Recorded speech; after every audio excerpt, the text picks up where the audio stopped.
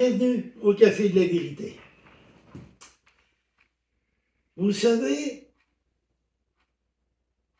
les religions vous parlent que vous pouvez être sauvé par les œuvres.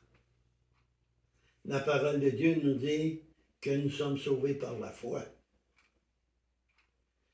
Certains disent qu'il faut la foi et les œuvres. Quelle est la vérité? La vérité, on va la retrouver dans notre Bible, dans la parole de Dieu. Je l'ai toujours dit, si c'est pas là-dedans, c'est pas de Dieu. On va aller dans Éphésiens 2, le verset 8 et 9. Car c'est par la grâce que vous êtes sauvés, par le moyen de la foi. Et cela ne vient pas de vous. C'est le don de Dieu. C'est un cadeau de Dieu. C'est gratuit. Tu as juste à l'accepter. Ce n'est point par les œuvres, afin que personne ne se glorifie. On est tous égaux. Que tu sois riche, pauvre, que tu sois infirme ou un athlète en très bonne santé, aux yeux de Dieu, on est tous sa création, on est tous égaux. Donc, je ne peux jamais dire, hey, moi, là, j'ai donné 10 millions pour aider les gens en Afrique. Ouais, mais moi, je n'avais juste assez pour payer la nourriture de mes enfants. Ça n'importe peu. Dieu, c'est pas ça qu'il va te demander lorsqu'il va te poser la question. Pourquoi devrais-je te laisser rentrer dans mon ciel? Galates 2, oui, 2, 20 et 21.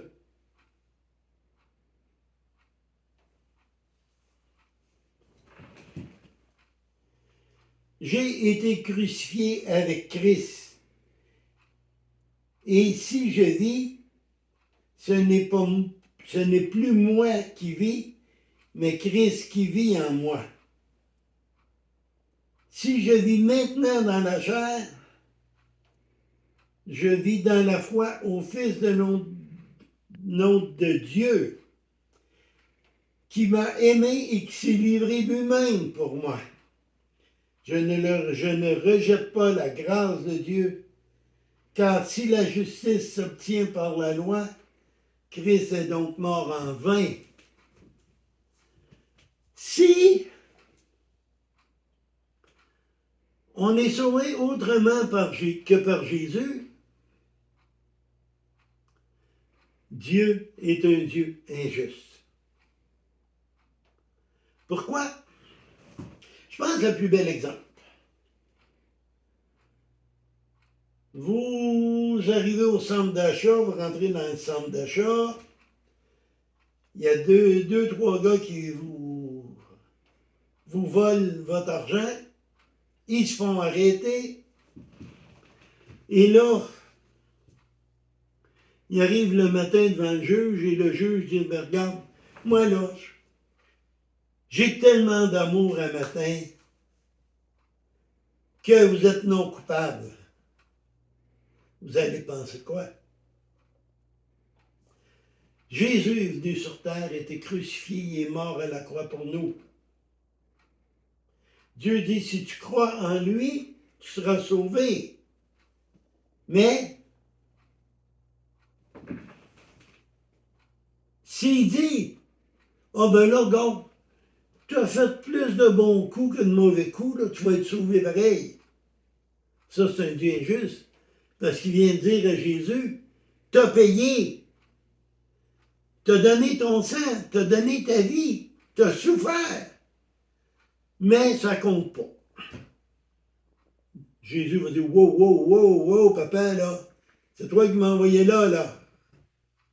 Moi, j'ai payé pour eux autres, mais je n'ai pas payé pour lui, pour celui qui parle sur ses œuvres. Donc, Dieu est juste. La condition pour aller au ciel, ce ne sont pas les œuvres. On va faire des œuvres en tant que chrétien pour démontrer que qu'est-ce qu'on dit de notre bouche et aussi dans notre vie. Si j'aide mon voisin, ce n'est pas pour gagner mon ciel, c'est parce qu'il est déjà gagné et que je veux gagner mon voisin à Jésus. Je veux qu'il parle de Jésus. On ne peut pas être sauvé par le baptême, comme disent certains catholiques, ni par les œuvres, ni par la sanctification.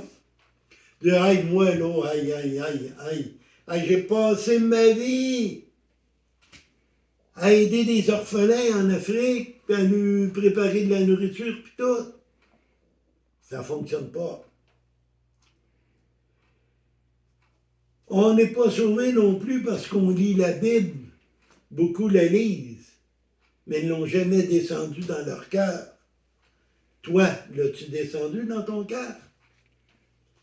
Ni par la prière, ni par le jeûne.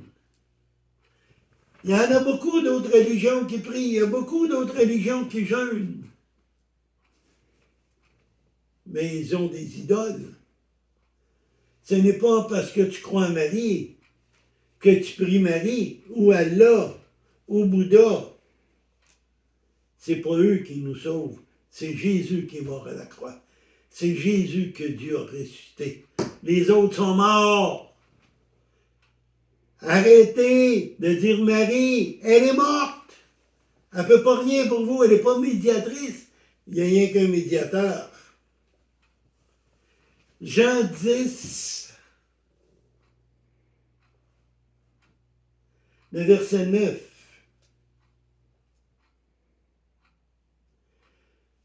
Je suis à la porte. Si quelqu'un entre par moi, il sera sauvé. Il rentrera, il sortira, il trouvera des pâturages. Jésus est la porte. C'est la seule porte que vous pouvez entrer. Après, vous allez tomber dans des verts pâturages. Après, durant le millénium, on revient avec lui. Le lion va coucher à côté de l'agneau.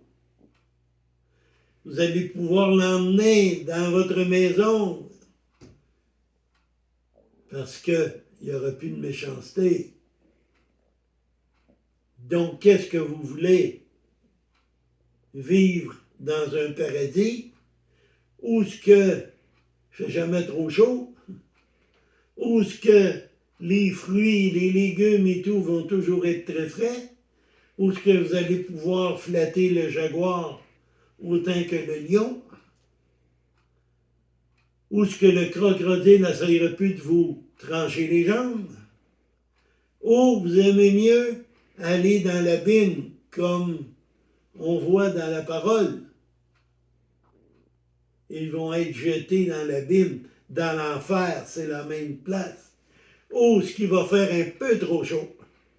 Ou ce qui va avoir un feu, que la Bible nous dit, dans l'Apocalypse, qu'il y a un feu qui ne vous dévore pas. Donc vous brûlez, mais vous allez toujours brûler. L'éternité va être longue en enfer, mais elle va être radieuse au ciel.